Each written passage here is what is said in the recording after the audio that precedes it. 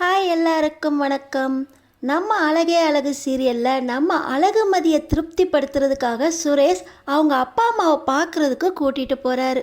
நம்ம அழகுமதி சுரேஷுக்கு அதுக்கு பதில் உபகாரமாக ஒன்று தராங்க. என்ன தர போகிறாங்க தெரிஞ்சுக்கிறக்கு இந்த வீடியோக்கு ஒரு லைக் போட்டுக்கோங்க. ஸோ பார்த்திங்கன்னா நம்ம அழகுமதி அவங்க குடும்பத்துக்கிட்ட போய் எங்கள் அப்பாவை நான் பார்க்கணும் அப்படின்னு சொல்ல, உங்கள் அப்பா கல்யாண மண்டபத்தில் நல்லா தெம்பாக தானே இருந்தார் அப்படின்னு ராகவனும், உங்கள் அப்பா நல்லா சாப்பிட்டுட்டு அங்கேயும் இங்கேயும் ஓடி ஆடி வேலை பார்த்துக்கிட்டு இருந்தாரு அப்படின்னு ராஜலட்சுமியும் சொல்ல, நம்ம அழகுமதிக்கு வந்த கோவத்தை பார்க்கணுமே. எப்படியாவது அப்பாவை போய் ஆஸ்பத்திரியில் பார்த்து எனக்கு இங்கே இருக்க பிடிக்கலை, உங்களோடய வந்துடுறேன், எப்போ வாழணும்னு ஆசை வருதோ அப்போ நான் இந்த வீட்டுக்கு திரும்பி வரேன், உங்கள் விருப்பப்படி நான் கல்யாணம் தான் பண்ணிக்கிட்டேனே அப்படின்னு பேசணும்னு நினைக்கிறாங்க. ஆனால் எதையுமே பேசுகிறதுக்கு இந்த வீட்டில் வாய்ப்பு கொடுக்கல.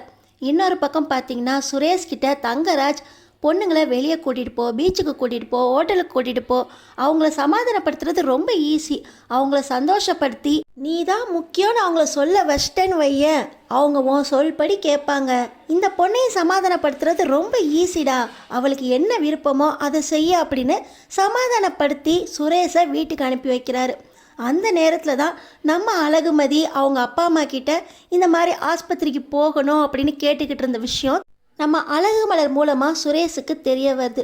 சுரேஷு, உங்கள் அப்பா அம்மா அந்த அழகுமதியை புரிஞ்சிக்காம இங்கே பாரு ஃபர்ஸ்ட் நைட்டுக்கு ஏற்பாடு பண்ணிக்கிட்டு இருக்காங்க, நீயாவது புரிஞ்சுக்கோ, நீ ஆம்பளை வெளியே கிளியே போய் எல்லாத்தையும் சொல்லி எல்லாத்தையும் சமாதானம் ஆயிடுவ. ஆனால் பொண்ணு, அந்த பொண்ணு காலையிலேருந்து அவங்க அப்பா அம்மாக்காக உங்ககிட்ட தாலி வாங்கிக்கிச்சு, இப்போயும் அவங்க அப்பா அம்மாவை பார்க்கணுன்னு கேட்டதுக்கும் உங்கள் அப்பா அம்மா விடலை. அந்த பொண்ணுக்கு மனசு அமைதி வேண்டாமா? நீ சண்டை போட்டு போய் இப்போ மாமாவை பார்த்து பேசிட்டு வந்துட்ட. அந்த பொண்ணுக்கு சுற்றி சுற்றி பேசுகிறதுக்கு கூட ஆள் இல்லை. என்னதான் நாங்கள் கூட இருந்து பேசினாலும் அந்த பொண்ணோட மனசு அவங்க அப்பா அம்மாவை தான் தேடுது. சுரேஷு, உன் கோவத்தெல்லாம் அந்த பொண்ணுக்கிட்ட போய் காட்டாத, முதலிரவு தான், ஆனால் அந்த பொண்ணுக்கு கொஞ்சம் அமைதியாக எடுத்து சொல்லு, இல்லை அந்த பொண்ணோட ஆசை என்னன்னு கேட்டு நிறைவேற்று சுரேஷு, அந்த பொண்ணுக்கிட்ட கோவத்தை காட்டாத, கையை ஓங்காத அப்படின்னு நம்ம மலர் சுரேஷ் வீட்டுக்கு வந்ததுக்கப்புறம் நிறைய பேசுகிறாங்க.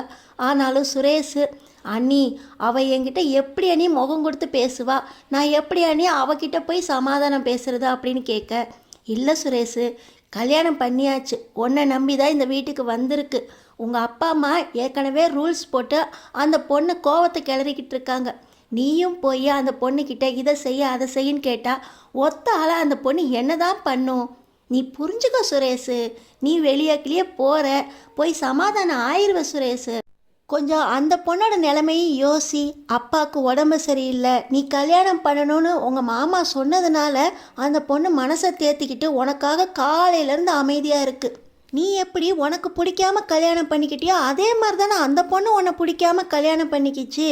அந்த பொண்ணோட நிலைமையிலேருந்து கொஞ்சம் யோசிச்சு கொஞ்சம் அமைதியாக பேசு சுரேஷு, அந்த பொண்ணுக்கு என்ன வேணும் ஏது வேணும் அப்படின்னு பார்த்து கவனி சுரேஷு அப்படின்னு நம்ம மலர் சுரேஷுக்கு சொல்ல, சரிங்க நீங்கள் சொல்கிறீங்களேன்னு அமைதியாக போய் அவள்கிட்ட பேசுகிறேன், என்கிட்ட ஏதாவது வம்பு பண்ணா திமிர்த்தனம் காட்டினா அவ்வளோதான் அப்படின்னு சொல்ல, இல்லை சுரேஷு, அந்த பொண்ணு காலையிலேருந்து 2 வார்த்தை பேசுகிறதுக்கே யோசித்து பேசுது, நீ தான் கொஞ்சம் தெரிஞ்ச முகம், என்னதான் சண்டைக்காரனாக இருந்தாலும் உன் கூட கொஞ்சம் பேசுன்னு நினைக்கிறேன் சுரேஷு அப்படின்னு சொல்ல, சரியா நீ போகிறேன் அப்படின்னு நம்ம சுரேஷும் அழகுமலர் ரூமுக்கு போகிறாங்க.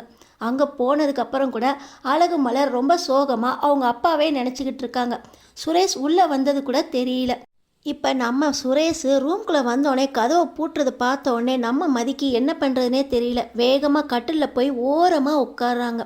நம்ம சுரேஷுக்கும் என்ன பண்ணுறதுன்னு தெரியல.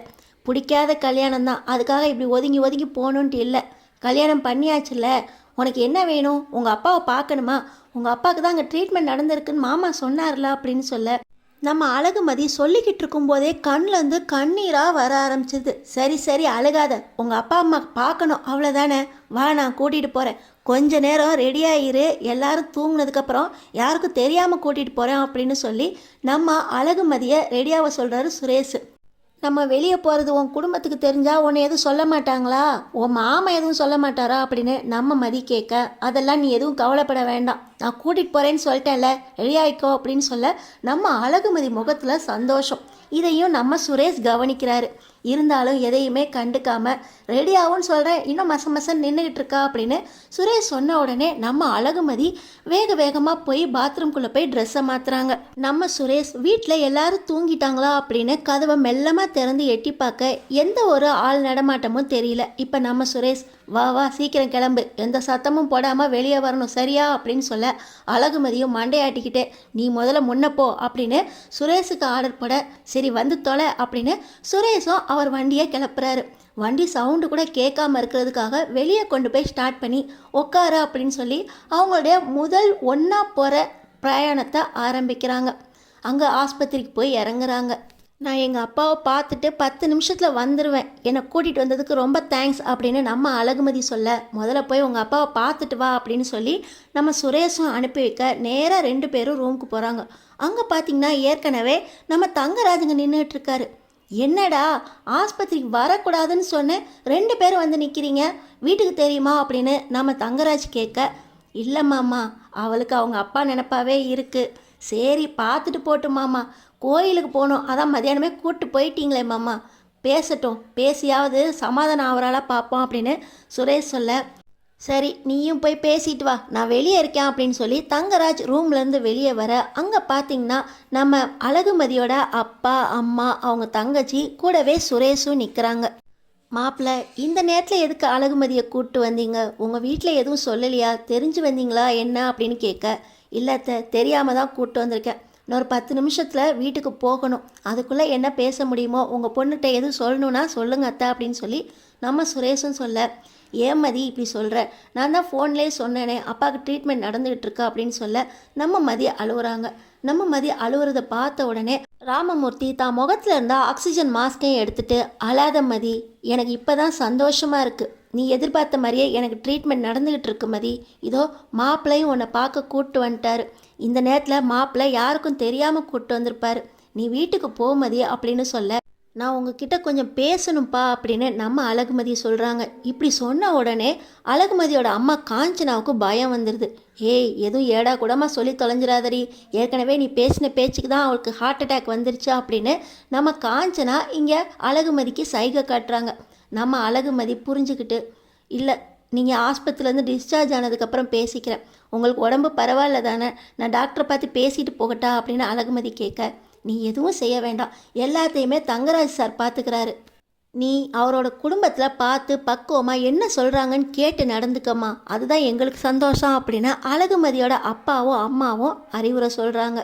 இப்போ சுரேஷ் வேகமாக அழகுமதி கிட்ட போகலாமா, நேரம் ஆச்சு, யாராவது பார்த்துட்டாங்கன்னா சந்தேகம் வந்துடும் அப்படின்னு சொல்லி சொல்கிறாரு. உடனே அழகுமதியும் 2 மனசா சரி போகலாம் அப்படின்னு சுரேஷோட கிளம்பிடுறாங்க. வண்டியில் ஏறும்போது ரொம்ப தேங்க்ஸ் அப்படின்னு நம்ம சுரேஷ்கிட்ட சொல்ல இந்த தேங்க்ஸ் எல்லாம் நீ ஏன் வச்சுக்க அப்படின்னு சுரேஷ் மூஞ்சில் அடித்த மாதிரி சொல்லிட்டு ஏறு சீக்கிரம் வீட்டுக்குள்ளே போய் உன்னை அந்த ரூம்குள்ளே விடுற வரைக்கும் எனக்கு மனசே கேட்காது, யாராவது பாத்திர போகிறாங்க அப்படின்னு சொல்லிட்டு தங்கராஜ் மாமா கிட்ட மாமா நான் போயிட்டு வரேன், இந்த நேரத்தில் கூப்பிட்டு வந்தது யாருக்கும் தெரியாது அப்படின்னு சொல்ல மச்சான் நீ நடத்து மச்சான் அப்படின்னு தங்கராஜும் சொல்ல சரி மாமா வரேன்னு சொல்லிட்டு இங்கே சுரேஷும் கிளம்ப வீட்டுக்கு போன உடனே வாசல்லையே நம்ம அழகு மலரும் பாக்கியராஜும் ரொம்ப பதத்தோட நிற்கிறாங்க. எங்கே போயிட்டு வந்த சுரேஷ் இந்த நேரத்தில் யார்ட்டையும் சொல்லாமல் கூட போயிட்டு வந்திருக்கா அப்படின்னு சொல்ல இல்லை நீ ஆஸ்பத்திரிக்கு போகணுன்னு சொன்னால, அதான் சரி பார்க்கட்டும் போய் பேசட்டும் அப்படின்னு கூட்டிகிட்டு போயிட்டு வந்தேன் அப்படின்னு சுரேஷ் சொல்லிக்கிட்டு இருக்கும்போதே சரி சீக்கிரம் உள்ளே போங்க, உங்களை காணோன்னே நாங்கள் வெளியே வந்த மாதிரி வேறு யாராவது வந்து பார்த்துருந்தாங்கன்னா அவ்வளோதான் அப்படின்னு